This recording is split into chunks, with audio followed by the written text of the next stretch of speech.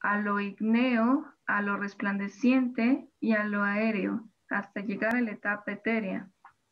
29. El devoto supera así los objetos sutiles de los diferentes sentidos, tales como el aroma, mediante el acto de oler, el paladar, mediante el acto de saborear, la visión, mediante el acto de ver formas, el tacto, mediante el contacto, las vibraciones del oído, mediante la identificación etérea, y los órganos de los sentidos, mediante las actividades materiales. Gracias. ¿A alguien le gustaría leer el 30 y el 31, por favor? Sí, yo. El devoto, superando así las formas burdas y sutiles de las coberturas, entra en el plano del egoísmo. En ese estado funde las modalidades materiales de la naturaleza, la ignorancia y la pasión. En este punto de neutralización y de ese modo llega el egoísmo del plano de la bondad. Después de eso, todo el egoísmo se funde en el Mahatattva y el devoto llega al punto de la autorrealización pura. Solo el alma purificada puede lograr la perfección de asociarse con la personalidad de Dios en su estado constitucional, en plena dicha y satisfacción. Todo aquel que sea capaz de renovar esa perfección devocional nunca se verá atraído de nuevo por este mundo material y nunca regresará a él. Muchas gracias. ¿Alguien le gustaría leer los últimos dos? 32 y 33, por favor. Hola, ¿Yo puedo leer? Dice, Su Majestad Maharaj Parikshit, has de saber que todo lo que te he escrito en respuesta a tu idónea pregunta está muy de acuerdo con la versión de los Vedas y es una verdad eterna. El Señor Krishna describió esto personalmente a Brahma, con quien el Señor se sintió satisfecho al ser debidamente adorado.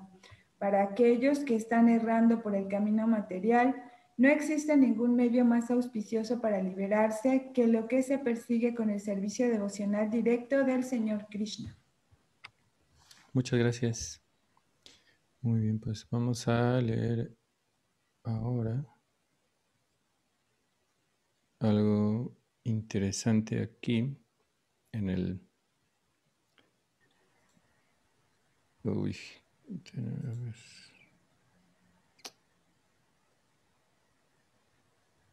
Algo le pasó a la página. Como que está fallando la página desde la mañana. Algunas, regrésate y vuelve a intentarlo y a ver si funciona. A ver.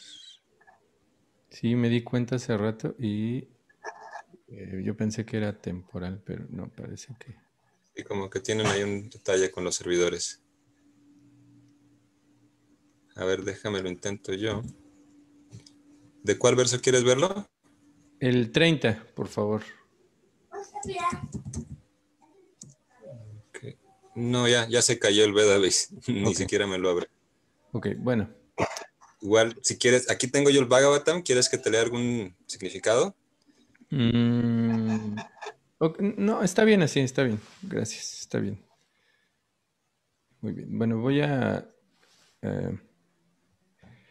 hablar un poco acerca de esta parte donde se mencionaba la cuestión del ego, ¿no? Bueno, todo esto que se está mencionando en este capítulo tiene que ver con el viaje de un practicante de yoga. Prabhupada en uno de los significados habla acerca del Bhakti Yogi porque él tiene una manera muy específica de traducir el sánscrito. En realidad nosotros tenemos una línea de Bhakti Yoga, una línea devocional, ¿no? Así que Prabhupada, siempre que se habla de un yogi, menciona esa parte, ¿no? Como en el sentido de que esa persona está enfocada, porque Prabhupada está enfocado en esa rama, ¿no? Dentro de los Vedas, o dentro de todo este conocimiento hay tres ramas, digamos, muy generales, que es el Karma Yoga, ¿no? El Jnana Yoga y el Bhakti Yoga. Y hay muchas otras más divisiones, ¿no? que podemos tal vez encontrar, pero en general esos son los tres grandes líneas que hay. E incluso dentro de estos procesos, digamos, por eso es que hay muchas versiones, digamos, hablando de la Bhagavad Gita, ¿no? Bueno, si es que esa persona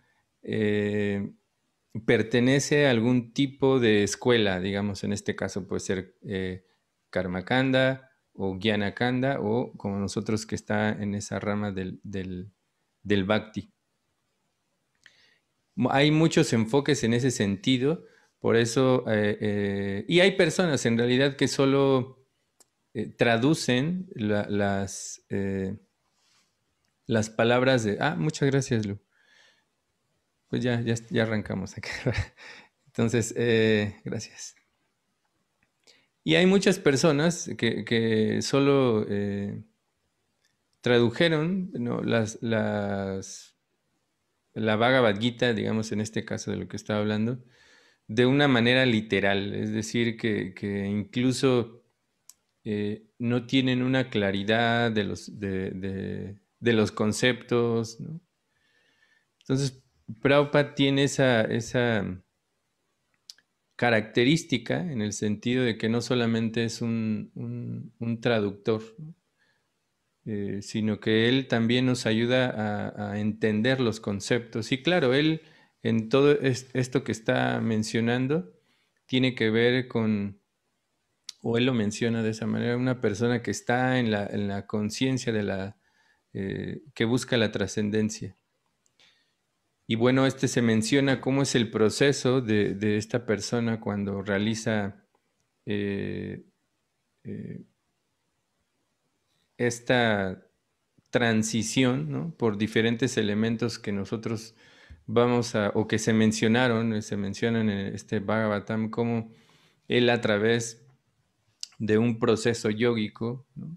Primero empieza a elevar el aire por diferentes partes del cuerpo hasta llegar al Brahma Randra, ¿no? Por eso muchos practicantes de Bhakti Yoga e incluso otros practicantes de yoga tienen un pequeño mechón en la parte de arriba porque ese es un punto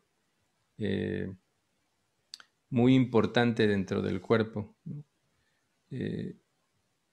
Porque bueno, también se menciona en otros lugares que depende también en el estado de conciencia, como dice la Bhagavad Gita, que el estado de conciencia en el cual uno abandona este cuerpo es hacia donde va a ir, ¿no? Lo que uno está pensando. Y también tiene que ver eso con las modalidades de la naturaleza material, con los diferentes mezclas que uno tiene. Todos tenemos mezclas de estas modalidades o de estas características de la naturaleza, pero en diferentes grados, ¿no? Y se dice que personas que dejan este mundo en un estado tal vez de mayor ignorancia o de mayor obscuridad, básicamente, salen por diferentes orificios, ¿no? Porque, bueno, hay diferentes orificios dentro al cuerpo se le conoce como el, em, el lugar de las 9 puertas, ¿no? Entonces tenemos diferentes orificios en el cual, de acuerdo al estado de conciencia, es por donde el alma se desprende, básicamente, ¿no? Y bueno, puede salir digamos que se cataloga el cuerpo también en ese sentido, de la cintura hacia abajo en un estado de mayor obscuridad y de la cintura hacia arriba de mayor bondad, ¿no? Una persona que ha cultivado ese conocimiento. Pensándolo tal vez por eso cuando, ¿no? Siempre dicen, es que vi un túnel ahí, ¿no? Vi un túnel y una luz al final de ese túnel. Será porque tuvieron esa experiencia. Pero en realidad también nosotros, cada involuntariamente estamos, ¿cómo decirlo? tomando más importancia al cuerpo sutil, ¿no? Cuando uno sueña, en muchas ocasiones, no siempre, muchas veces tiene que ver con cuestiones de la mente, pero en muchas ocasiones el cuerpo sutil sale del cuerpo, ¿no? De hecho, hay muchas teorías en relación a eso, ¿no? Donde seguramente ustedes, hay libros en relación a eso, ¿no? Donde se hace toda una técnica donde las personas se desprenden del cuerpo burdo y viajan en el cuerpo astral. Y en realidad eso no es nada maravilloso en ese sentido, porque todo el mundo lo hemos hecho muchas veces y incluso sin tener conocimiento de eso. Así que no necesitamos un libro, solo duerman y pueden pasar esas cosas. O incluso personas que, ¿no?, tienen ciertas habilidades. Bueno, la cuestión es que hablando en toda esta situación de cuando una persona, cuando un yogi, ¿no?, un practicante de algún proceso espiritual, entiende y sabe cómo funciona toda esta cuestión de la naturaleza, también él puede hacer todo este proceso, de hecho, ¿no? En realidad nosotros como practicantes de Bhakti Yoga no nos enfocamos mucho en esa situación porque nuestro proceso es recordar a Krishna, ¿no? Como dice el Bhagavad Gita, todo esto lo estamos hablando simplemente para poder entender un poco también todos los otros procesos, porque no por el hecho de nosotros practicar Bhakti Yoga tenemos que desconocer todo lo demás, ¿no?, para poder hablar acerca de esto. Entonces, el Bhagavad Gita dice eso, que en realidad si uno concentra la mente en Krishna, en el momento de la muerte uno regresa con él. Y claro, todo eso lleva un proceso, ¿no? No quiere decir tampoco que porque estamos enfocados en Bhakti Yoga no tengamos la disciplina que se requiere, porque todo es un proceso disciplinario, ¿no? Y de cuidar el cuerpo, de sus diferentes situaciones. Y bueno, ahí se mencionaba algo muy, muy interesante que tradujeron como el egoísmo. Eso es un concepto que no es el concepto que nosotros comúnmente conocemos, ¿no? Digamos que toda esta cuestión del ego viene de los griegos, donde el ego significa el yo, ¿no?, para la filosofía griega. Y también en otras culturas, cuando se habla del ego, significa el yo, que en realidad estuve hace unos meses leyendo un libro acerca de eso. Bueno, se hablaban conceptos filosóficos de los griegos y algunos de ellos tocaban esta situación donde se mencionaba que el ego es algo que no solamente implica la cuestión física, sino hablaban también de la cuestión del alma. Pero vamos a hablar un poquito de ese concepto que ellos tienen acerca del yo y del alma, ¿no? En la cultura védica o en el conocimiento que nosotros estamos estudiando, que se llama Sankhya Yoga, que eso se habla en el capítulo número 2 de la Bhagavad Gita. También vamos a hablar mucho acerca de eso en el canto número 3. Y este Sankhya Yoga lo que estudia es básicamente lo que nosotros conocemos ahora como metafísica, ¿no? Y toda esta filosofía que hablaban los griegos en ese sentido de lo metafísico. Entonces, en ese Sankhya Yoga también, de hecho, es dentro de las 6 filosofías que hay grandes de los conceptos Vaishnavas, están en parejas, digamos, ¿no? Entonces, el concepto o el estudio del Sankhya Yoga está muy ligado al estudio del yoga, el yoga que presentó Patanjali. Entonces está Patanjali y está Kapila Muni o Kapila el sabio, ¿no?, que también se toma como recordamos cuando estuvimos escuchando acerca de las expansiones o encarnaciones de Krishna. Entonces en ese se mencionaba también a Kapila, porque él presentó este concepto metafísico.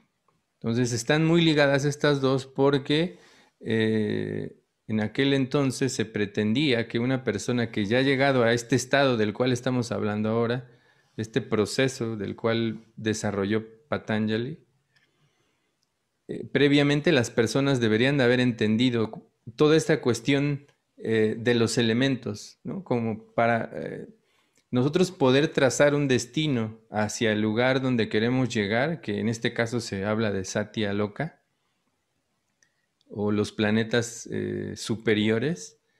Hay que saber hacia qué dirección poder llegar, porque dentro de esta cuestión etérea de lo que se estaba mencionando es una confusión completa, ¿no? Si uno no está consciente del lugar hacia dónde va, uno puede quedar, ¿no? en una situación incluso, digamos, en la nada, en un sentido, ¿no? Como confundirse y tomar un rumbo en el cual no está buscando este yogi. Entonces, lo que hace la metafísica, o en este caso la filosofía que presenta Kapila, es darnos esa guía, ¿no? Hacia en qué punto, cuando uno sale de este plano material denso, empiezan todos esos elementos también, ¿no? Los elementos que se mencionaban, ¿no? De la tierra, de lo acuoso, hasta llegar a lo etéreo. Y en esta situación ahí uno debe de entender qué es el ego del que se habla ahí, ¿no? Entonces, en nuestro conocimiento que nos da Prabhupada, en esta cuestión de la metafísica, existe el cuerpo denso, ¿no? El cuerpo burdo, como lo traducen, que son estos elementos, la tierra, el aire, el agua, el fuego y el éter o el espacio. Pero dentro del cuerpo material también existe el cuerpo sutil o el cuerpo astral, que es ahí, ese elemento del cuerpo astral es lo que en los griegos se confunde como el yo, ¿no? En la mayoría, no estoy por ahí, leí algunos, como digamos, hay muchos filósofos que confunden el yo, como Descartes, que él hablaba acerca de la mente como el yo superior, ¿no? Porque él incluso, la frase famosa que él decía, que uno primero piensa y luego existe, porque él enfoca todo el yo en esa parte, ¿no? Pero eso tiene que ver con elementos filosóficos que él tenía de Grecia. Entonces, en realidad, hasta ahí ellos llegan, ¿no? Estudiando lo que es la mente y un poco esta parte de la inteligencia, ¿no? Que es lo que se menciona en los Vedas, ¿no? El cuerpo sutil está dividido en esos ingredientes, digamos, ¿no? La mente, la inteligencia, y eso construye la identificación temporal, o lo que es el ego temporal o el ego falso, ¿no? Falso porque no es nuestra verdadera identidad. Es algo momentáneo, es algo que hemos adquirido a través de la identificación con el espacio, con los momentos o con el tiempo que estamos viviendo. Pero es algo que en algún momento se va a terminar y vamos a obtener otra identidad temporal. Y eso en realidad es porque, bueno, en este proceso, en realidad el cuerpo sutil siempre nos acompaña. El alma, bueno, esa es la parte pura, que ese es el verdadero yo, ese es el yo original. Ese sí es el yo, ¿no? Y realmente muy pocas personas o muy pocas filosofías o prácticas, incluso espirituales, hablan acerca de ese concepto, de lo que es el alma o el espíritu. De hecho, muchos en esta situación, ellos tienen una confusión porque ellos, el alma y el espíritu es lo mismo, porque es el alma espiritual, es el yo espiritual. Entonces muchos, incluso personas practicantes de lo espiritual, confunden o ellos hablan acerca de una separación entre el alma y el espíritu, porque ellos, bueno, tienen diferentes conceptos, pero dicen que el espíritu es el yo, es lo que se conoce o lo que nosotros entendemos como el ego falso, ¿no? Entonces, en realidad, en este sentido, del cual se menciona en el Bhagavatam y en la Bhagavad Gita, no hay una separación entre el espíritu y el alma, porque es lo original, es el yo, y lo otro es toda una cuestión temporal. Y de lo que se habla en esta parte, cuando el yogi está desprendiéndose del ego, tiene que ver con esta cuestión del cuerpo sutil, ¿no? El ego, o esta parte que se mencionaba como el egocentrismo, también tiene elementos de la materia, ¿no? De la bondad, de la pasión y de la ignorancia. Cuando él empieza a llevar este proceso de fundir esos elementos también, como cuando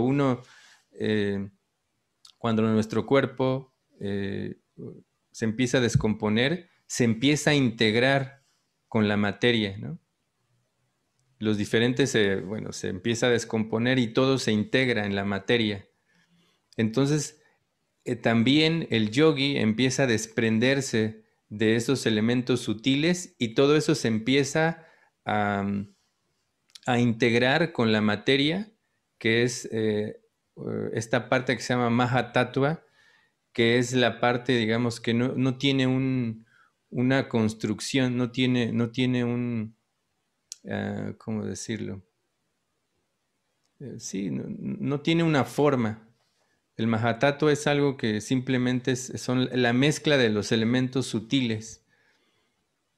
Entonces, eso es lo que hace, ¿no? Él empieza a integrar esa parte material pero sutil a donde pertenece. Es decir, porque Brahma, si nosotros recordamos también al inicio de todo este estudio, cómo Brahma estaba o tuvo una meditación, ¿no? En Krishna, y él recibió el conocimiento para poder manejar este Mahatattva. En realidad él no crea en en el sentido primario, sino que él le da forma a ese Mahatattva, ¿no? Y bueno, ahí se mencionó, recuerdan que se mencionó cómo él a través de esta Mahatattva él empieza a hacer una mezcla en la cual empieza con diferentes elementos que él va dándole forma, porque en realidad él da forma, no es que él crea como tal. Entonces él empieza a surgir la cuestión del sonido, ¿no? Y a través del oído y así todos esos elementos. Y entonces cuando el yogi está en este proceso, lo que está haciendo es lo contrario. Está regresando todos esos elementos a donde pertenecen, básicamente hacia el Mahatattva, ¿no? Hacia esa situación de los ingredientes materiales. Así que eso es a lo que se refieren con el egoísmo, porque se podría malentender, ¿no? Y hay muchas personas que en relación, ayer estábamos hablando en una charla de Bhagavad Gita específicamente sobre ese tema, ¿no? Donde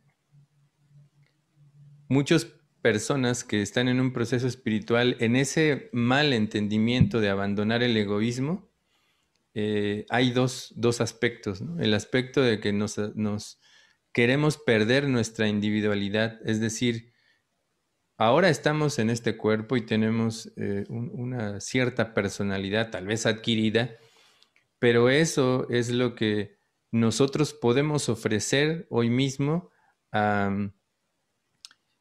en esta relación con Krishna o en el Bhakti Yoga. Aunque sea algo temporal, es lo que nos conecta con la divinidad. Es decir, mis características, lo que yo hago es este es el vehículo por el cual me conecto con Krishna.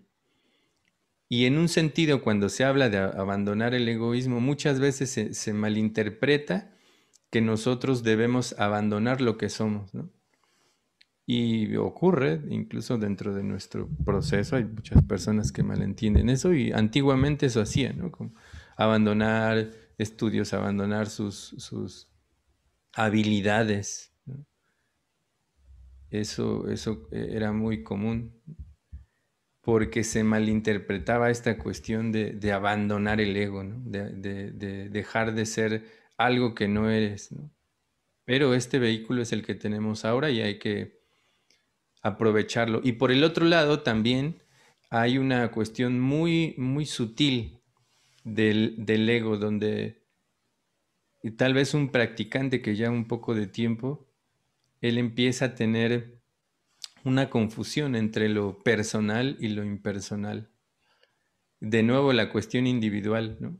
Los procesos espirituales no encaminan hacia perder nuestra individualidad y eso se malinterpreta mucho. Entonces también en este proceso de abandonar el ego, una persona que tal vez ya tiene un poquito más de camino recorrido, lo que él trata es muchas veces de desprenderse sutilmente, muy sutilmente, de esa individualidad también como, no, pues yo simplemente soy una persona más, ¿no? No, todo lo que hago pues es porque lo hago para Krishna y todo, y no hay una cuestión de responsabilidad y también de, ¿cómo decirlo?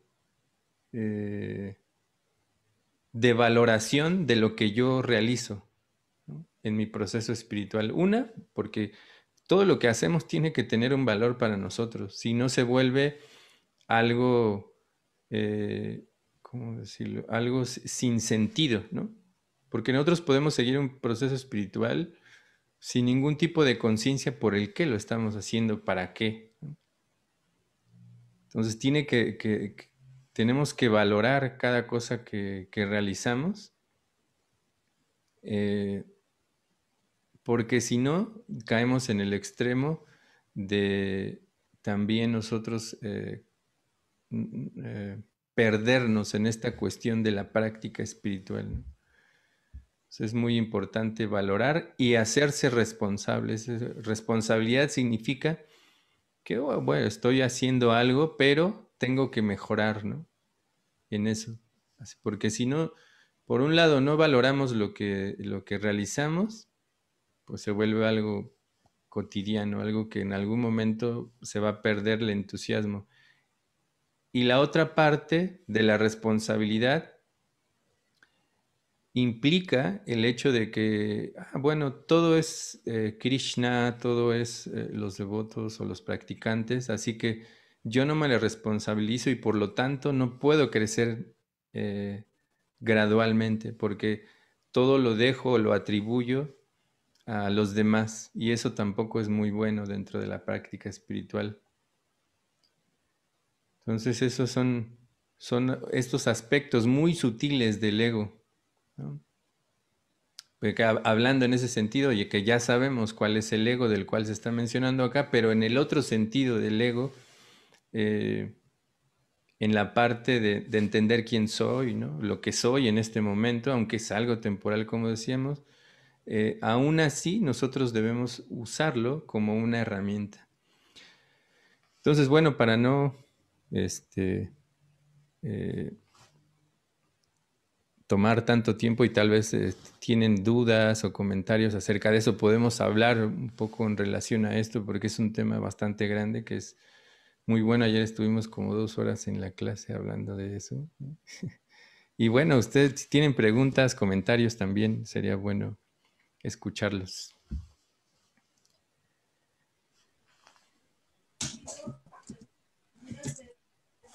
No se escucha, Prem. Oh, perdón.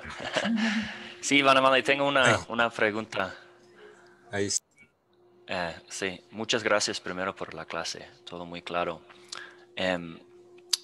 Hablando del ego, ¿no? El ego falso y el ego real, o nuestra identidad eterna.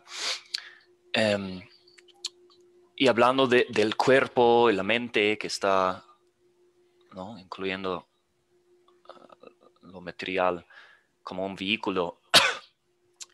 Es interesante. Mi pregunta es ¿cuándo puedo saber, cuándo sabemos en nuestro avance que el ego real, que, ¿no? Por ejemplo, entendemos teóricamente, intelectualmente, y por eso hacemos actividades que corresponden a nuestra identidad eterna o real. Generalmente, sé que soy un alma, entonces hago actividades que corresponden a esta identidad. Generalmente canto, sirvo, porque soy un sirviente de Dios en general, ¿no? Esa es mi identidad, pero teóricamente. Pero todo lo que soy yo, los deseos que tengo, que están ligados a la naturaleza que viene con este cuerpo, con esta mente, pero no soy esta mente. Mi personalidad, algunas personas son introvertidos, otros extrovertidos. También mi personalidad no soy yo. Entonces, hay que al final de vida dejar eso, pero ¿en qué momento voy a saber o qué sabe el Bhakti Yogi quién es, ¿no? Experimenta quién es. ¿Sí entiende mi pregunta? ¿Tiene? Sí, se entiende completamente. Se entiende completamente y por lo tanto, como tú decías, teóricamente lo sabemos y por lo tanto yo no lo sé en ese sentido, ¿no? Porque no he llegado a ese punto. Tal vez podemos hablar teóricamente de todo lo que Prabhupada dice, pero bueno, o sea, en realidad es que todos lo hemos experimentado en un sentido, porque, o sea, no siendo sentimentales, ¿no? Siendo analíticos, siendo prácticos, porque bueno, en realidad se menciona que hay todo un proceso de crecimiento dentro de una persona que está practicando la vida espiritual, ¿no? Que somos personas que estamos iniciando dentro del proceso, ¿no? Pues recuerdan ustedes que hay esta situación donde uno lo primero que hace es que llega a un lugar porque tiene un poco de atracción o de fe, se menciona, ¿no? Dentro de nuestro proceso. Uno desarrolla un poco de interés, después empieza a relacionarse con personas que están dentro de la práctica, empieza a llevar la práctica misma, ¿no? Después uno llega a un proceso que es que uno va descubriendo las situaciones que nos impiden el seguir practicando vida espiritual, ¿no? Bueno, esto es Shraddha, Sadhusanga, Vayana Kriya, Anarta, Nibriti, bueno, eso lo estoy mencionando así, sí. Entonces, toda esta cuestión es un proceso, e incluso esto que se llama Anarta Nibriti nos acompaña durante la mayor parte de este camino. Anarta quiere decir algo que nosotros deseamos pulir en nuestro proceso o algo que no nos sirve muchas veces, ¿no? O a veces simplemente hay que pulirlo. Entonces, en este entendimiento, pues lógico que hay un proceso en el cual uno va teniendo ciertas experiencias. Después se habla acerca de esta cuestión que uno tiene una cierta estabilidad dentro del proceso. Cuando ya madura un poco el conocimiento, en realidad incluso ahí nosotros estamos todavía en una situación en la que no entendemos mucho lo que está pasando. Estamos en un proceso de madurez, ¿no? Así como cuando muchos insectos tienen esa transformación, ¿no? Que se meten a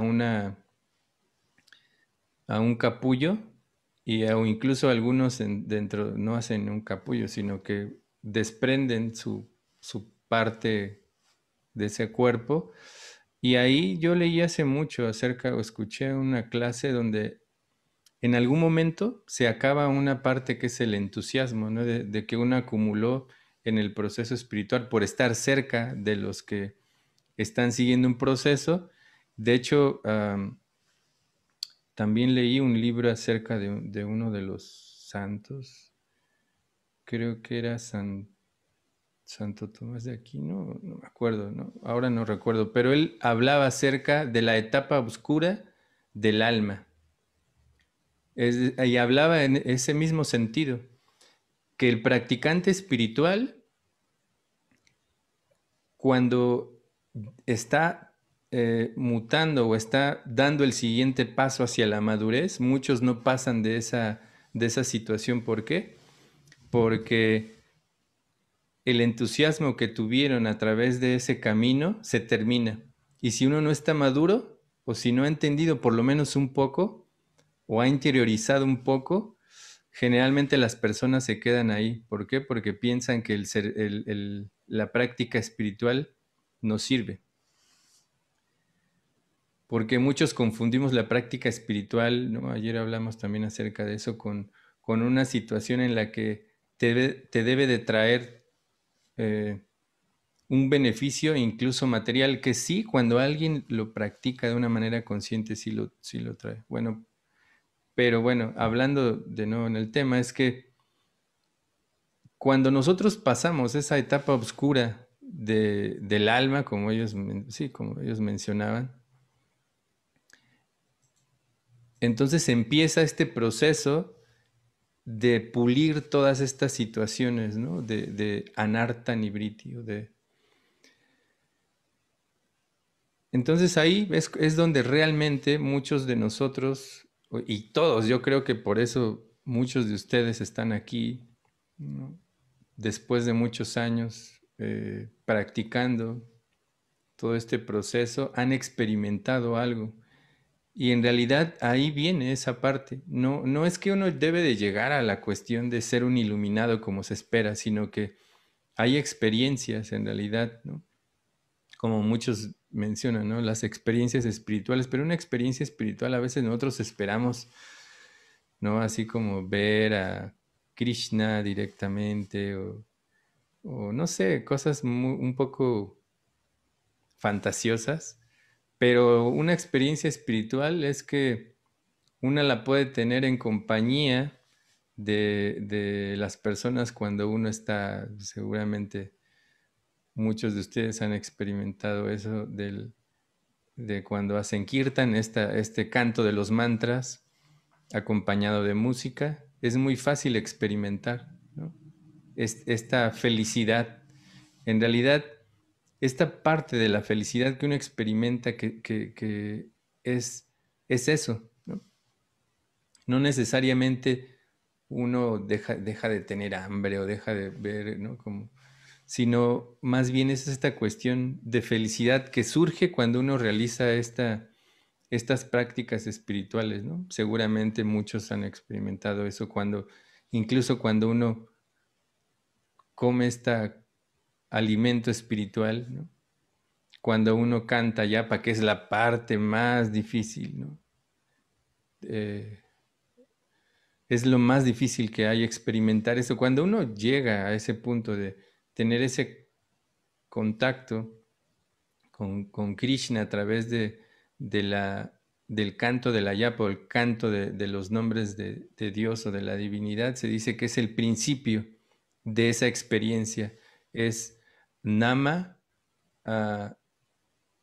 rupa, guna y lila. Son las maneras en que tú te relacionas con Krishna. Lo primero es nama, el nombre, ¿no? Nama, guna. Después uno empieza a tener esas experiencias de poder experimentar a la divinidad en su forma, ¿no? No, tal vez uno lo ve directamente, pero a través, tal vez muchos de ustedes que conocen la deidad, ¿no? O que están en uno puede experimentar más esa cercanía con la deidad, ¿no? Así, guna, rupa, guna, rupa y lila. Y hacia el final, pues eso es algo que está fuera de mi alcance, ¿no? De las personas que ven todo el tiempo a Krishna en todos lados, ¿no? Así que es todo un proceso un poco largo, pero seguramente que cada uno de nosotros lo ha experimentado de una manera, de alguna manera. Por eso seguimos aquí. porque lo hemos experimentado. Y no es algo emocional que estoy diciendo ahí, sino que es algo que es real, ¿no? Esa felicidad que uno siente es eso, es que uno ya está experimentando eso. Y claro, eso va incrementando cada vez. Lo digo teóricamente, yo no sé, es solo teoría, porque lo he leído, y lo he escuchado también de tal vez algunos maestros espirituales, pero teóricamente eso es algo así. Pero en realidad, o sea, nosotros tampoco debemos de ver la vida espiritual como algo lejano, tener esas experiencias, porque ya mismo cada uno de nosotros lo tiene, ¿no? Lo tiene en el buen sentido, lo tiene porque esto mismo, ¿no? Esto mismo de reunirse y hablar, eso es algo que tal vez no lo experimentamos tanto. Por eso yo mencionaba, ¿no? Que al principio, realmente para mí el compartir con ustedes, con otras personas, todo este conocimiento me causa una alegría y eso, digo, puedo especular o puedo decir tal vez que es algo así, ¿no? Cada uno de nosotros incluso lo ha experimentado de diferente manera, pero es eso. Ahí mismo ya está uno, que generalmente uno espera que, ¿no? Que haya toda una transformación, pero dicen que la vida espiritual es sencilla para los sencillos y es difícil para los difíciles. Y bueno, muchos somos difíciles, pero ahí está, en realidad está siempre, ¿no? Prabhupada nos pone un camino realmente fácil. Solo hay que tomarlo bien, ¿no? Pero ahí está. Ahí está el boleto para subirte al tren de la felicidad, ¿no? No sé si Srivas, quieres, alguien más quiere mencionar algo así. Digo, yo solamente lo digo teóricamente, ¿no? O sea, no lo digo por modestia ni nada, pero no tengo mucha experiencia en relación a eso. Sí, Alexia. Me gusta la pregunta que hace Prem, porque es como una forma de reflexionar. Realmente no hay un proceso separado de otro, o sea, todo va como en consecuencia de algo que viene atrás, ¿no? O sea, como que vamos siguiendo pasos y a veces esos pasos no son tan evidentes de la misma manera para todos, ¿no? O sea, cada quien tiene un camino diferente. Entonces, yo lo que entiendo es que todo lo que hacemos en la práctica recomendada por nuestros maestros, como es la lectura, como es el reunirnos con otras personas que están interesadas en la vida espiritual, el leer los libros como el Bhagavad Gita y el Bhagavatam, son solamente como una forma de ponernos unos lentes que nos dan una visión más completa de lo que es el panorama general, porque si nosotros no tenemos ninguna de esas prácticas, tal vez desaprovechamos la oportunidad de desarrollarnos como las personas que realmente somos, ¿no? O sea, de sacar el máximo potencial en nosotros. Sin embargo, también el ir sanando cosas, pues, de tu psicología, de las cosas de tu vida pasada, de lo que te va sucediendo, de tu cuerpo también, o sea, tratar de que toda la maquinaria esté bien trabajada, ¿no? O sea, el cuerpo es importante porque sin el cuerpo pues no podemos hacer nada, no podemos hacer servicio, ¿no? Y la mente también tiene que estar sana, o sea, tener relaciones sanas, tener todo lo que esté en nuestro alrededor, cuidarlo, pero en la medida en que aprendes a ver que todo es sagrado, que todo es vinculado hacia Dios y hacia tu naturaleza espiritual eterna, los problemas, o sea, no se siente el peso tan, de alguna manera concedes el control a Dios, ¿no? En tu vida. Mm. Y esto te facilita muchas cosas, ¿sí? Eso, no, yo creo que para eso ni se necesita ser un devoto tan cualificado. Yo conozco gente muy sencilla, no sé, del campo, que son así muy entregados a Dios y aprenden, ¿no? Pero claro que en la medida que vas teniendo conocimiento, si uno pudiera tener las dos cosas, ¿no? El conocimiento y esa sencillez, sería maravilloso. Ujú. Y por eso está ese verso del Bhagavad Gita, ¿no? Que tan solo nosotros debemos de acercarnos a alguien que nos instruya y acercarse con un tipo de característica que es lo que mencionabas de la humildad y por eso necesitamos eso. Srivas, ¿sí vas a decir algo? Gracias, Ana María. Gracias a todos. He escuchado como partes, me he tenido que estar poniendo atención a otra cosa de los niños, pero bueno, referente a la pregunta de Prem, los comentarios que alcancé a escuchar de Vanamal y de Alaksha, es muy, muy interesante lo que mencionan y creo que es al fin y al cabo el interés más grande de toda la humanidad, ¿no? De cierta forma, y también la fortuna que tenemos de poder ver un panorama tan amplio como el que nos da Krishna, creo que es muy importante, ¿no? Creo que hace poco hice un pequeño taller y hice unos ejercicios con unos devotos, creo que Lu estaba ahí, específicamente para eso, ¿no? Cómo entender qué es primero la mente, el ser, el yo, el ego, la dualidad, ¿no? Todos los factores que han causado tanto dolor de cabeza a la humanidad por tantos milenios, ¿no? Del bien y el mal, la dualidad que de hecho es muy interesante cómo escrituras religiosas tan veneradas como la Biblia, a lo más que llegan es a la concepción material del bien y el mal, ¿no? Y eso ocasiona también pues tanta disidencia, ¿no? Tanta disidencia en la que la famosa teodicea, ¿no? Que mucha gente no puede conciliar y terminan determinando que no es posible que exista un Dios bondadoso, todopoderoso y todo benevolente, ¿no? Todo omnisciente.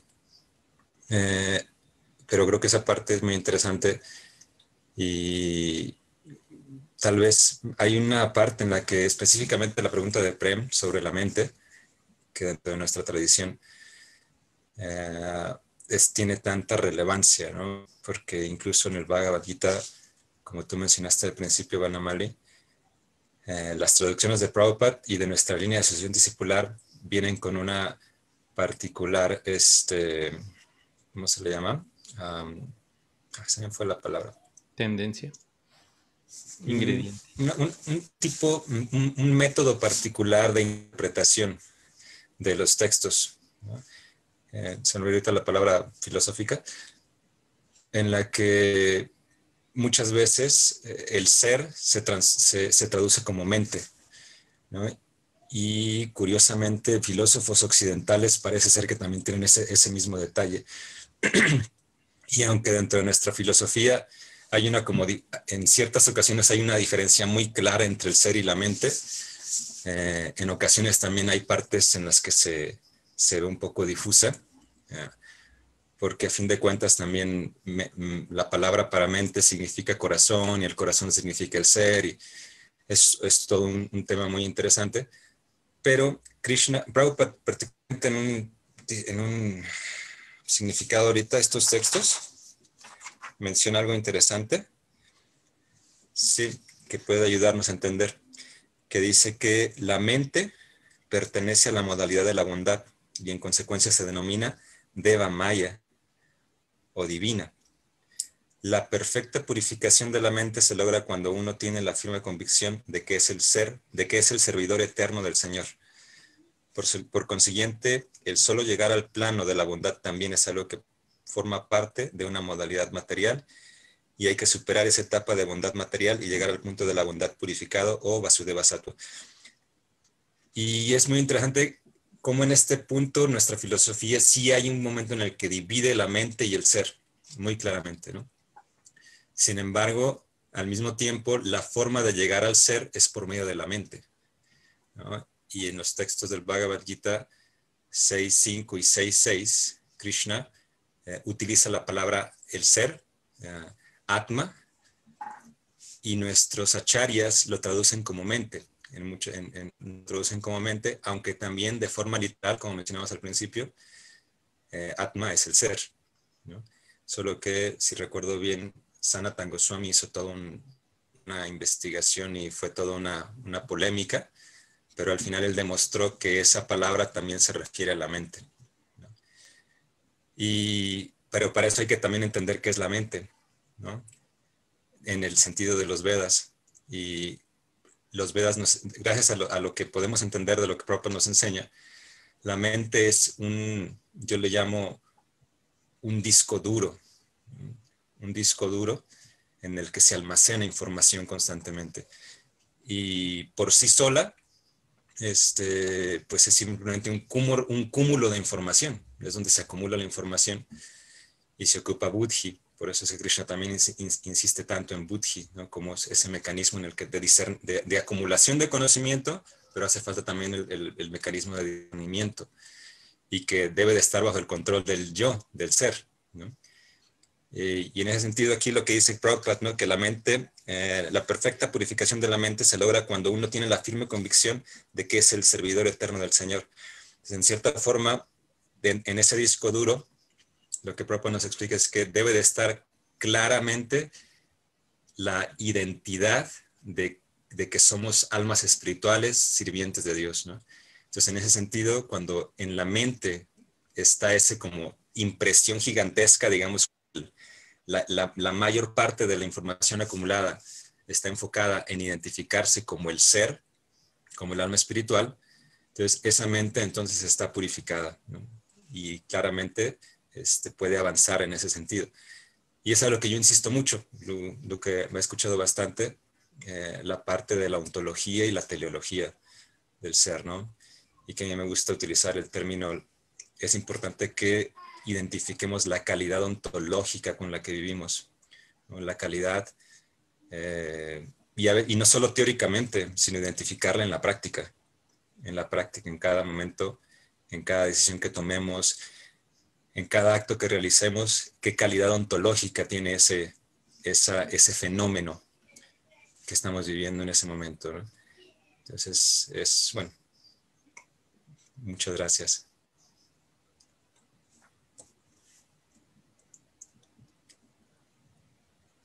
Gracias, sí, sí, sí. Muy bien.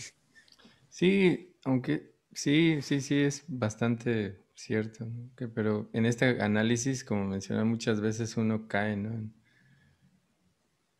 O puede caer como en el fanatismo o en una cuestión muy... O sea, porque generalmente no hacemos ese análisis como lo explicabas y hemos estado hablando, ¿no? Que mencionaba la Akshay, todo eso que casi hay dos vertientes, ¿no? O mucho análisis que tiene que ver con... Uno se pierde en el análisis o la cuestión emocional, ¿no? Entonces, para llegar a ese equilibrio del que mencionas es...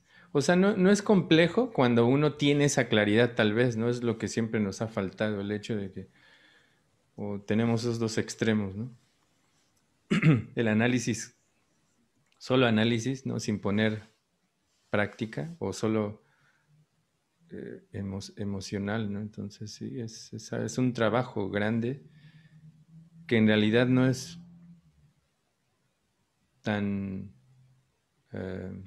¿cómo decirlo? Sí, hay que tener una cierta madurez, ¿no? Para poder llegar a ese punto. Como lo que pregunta Prem, en realidad es algo que no cualquier persona se pregunta, ¿no? En ese sentido, pero yo creo que muchas gracias, Sirvas. Creo que ya estamos pasados de minutos, entonces no sé, Alexia. Se quedó dos Ok, preguntas sí. de Lulú en el chat, pero sí ya son las 9. O sea, no sé si se pueden contestar rápidamente. Dice el Mahatattva y Villana Tattva Son lo mismo, son lo son mismo. No, son dos conceptos. Cuando hay diferentes tatuas o diferentes... Es que lo traducen a veces un poco... Es un tipo de conocimiento con respecto a un tema, básicamente. Es eso. Tatua significa eso. Entonces, Mahatattva se está hablando acerca de esta cuestión de los ingredientes, y Vijnana tiene que ver con lo que mencionaba Srivas, ¿no? Hay dos conceptos dentro de nuestra práctica: Jnana y Vijnana, ¿no? Lo que decía Srivas se llama Vijnana. Significa alguien que está poniendo en práctica análisis. El otro es solamente conocimiento, es Jnana. Así que son dos, claro, son temas, digo, pero solo lo estoy respondiendo así muy rápido, ¿no? Son, y hay muchos tatuas, es decir, hay muchos elementos dentro de la vida espiritual o conocimientos que se pueden ir analizando, básicamente eso. Pero está, como decía Atma Tattva, como decía Srivas, ¿no? El análisis que se hizo acerca del ser, donde en realidad Prabhupada incluso dice que hay 3 significados de Atma, ¿no? Los que mencionaba Srivas, el ser, el yo, la mente, pero también él dice que el cuerpo, ¿no? Que claro, incluye, pero hace esa separación. Pero bueno, eso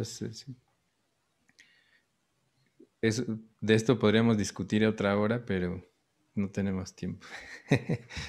Así que ya para la próxima... Sí hay tiempo, pero hay que invertirlo en el Vijnana, en la práctica. Sí. Tenemos todas responsabilidades. Que lo apunta Lulú como el otro tema más. Sí. Ya tenemos varios temas para el año. Sí.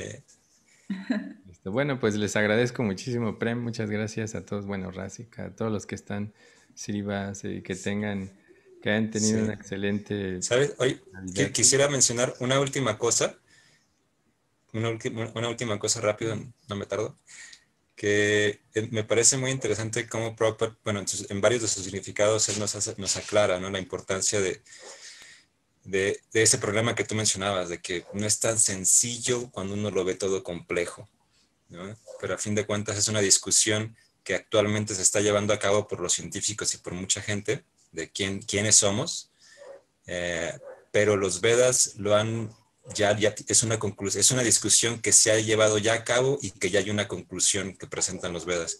Y el hecho de guiarnos por una conclusión tan poderosa como ella es muy sencillo, ¿no? Ya después se puede desarrollar más, pero a fin de cuentas es o defines si eres el cuerpo o defines que eres el alma, ¿no?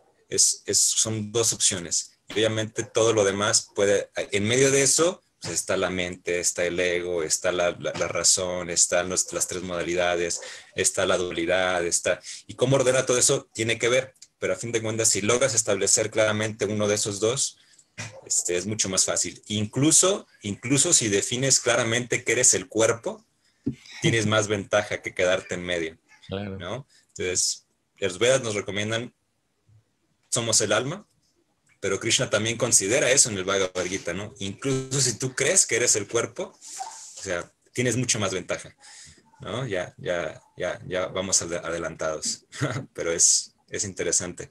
Entonces es sencillo, aunque se va complicando, ¿no? Una vez que te metes, se va complicando, pero la cuestión empieza sencilla, una u otra. Gracias. Muchas gracias a todos. Vanamali, te agradezco mucho. Gracias, Vanamali. Hare Krishna. Gracias. Vi que se conectó Sarvasri. Saludos. ¿Me escuchan? Sí. Alaksha, ¿me escuchan? Sí, te Sí, escuchamos. ok. Sí, Ya se arregló. Gracias. Ya se arregló. Muchas gracias. Gracias, bonito. Un abrazo a todos. a todos. Bye. Hare Krishna. Hare Excelente Krishna. día.